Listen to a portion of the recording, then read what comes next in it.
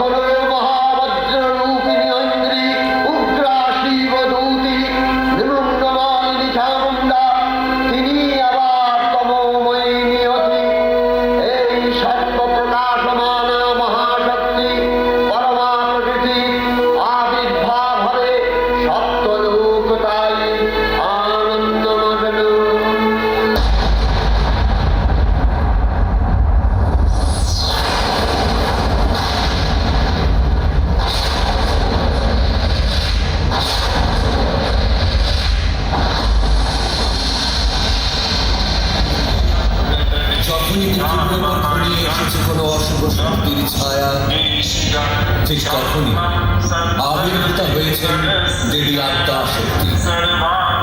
দুষ্টের দমন হেতু তার প্রকাশ। একাধারে তিনি সৃষ্টিকর্ত্রী, অন্যদিকে রক্তবীজকে সংহার করে তিনি রক্তবীজ আত্মা শক্তির দেবী কালরা।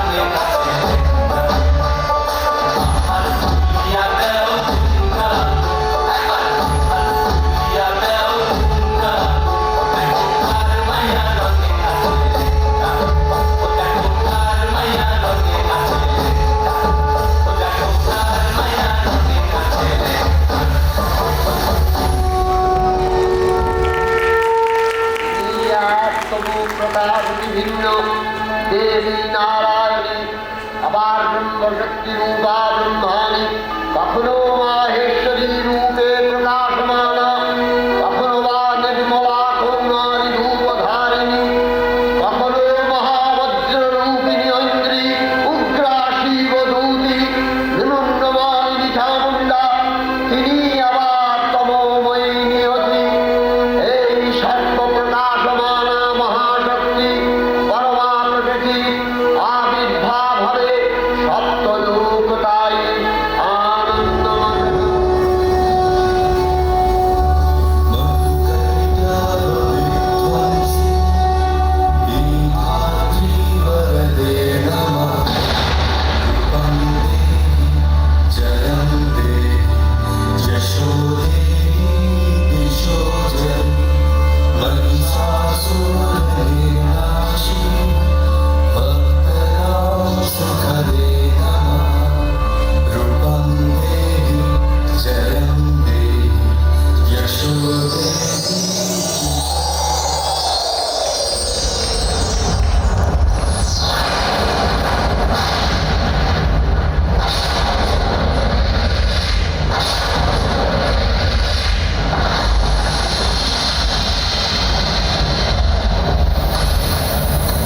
ত্রিলোকাধীশ মহিষাসুরকে আকৃষ্ট করে তোমার সম্মুখে এনেছ।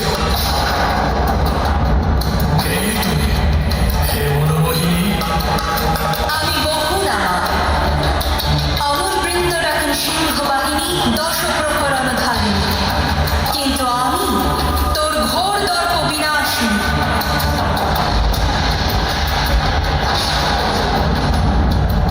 বৃথাস পালন অবলাধারী, কার দর্প তুই বিনাশ করবি? স্বয়ং ত্রিলোকজয়ী মহিষাসুরে। রে মহিষ, আমি এই ব্রহ্মাণ্ডের অধীশ্বর। অধীশ্বরী? তবে বলহীন দেবতাদের এমন দুর্দশা, তারা পুরুষবদ্ধ মহিষাসুরকে মারতে পাঠিয়েছে এক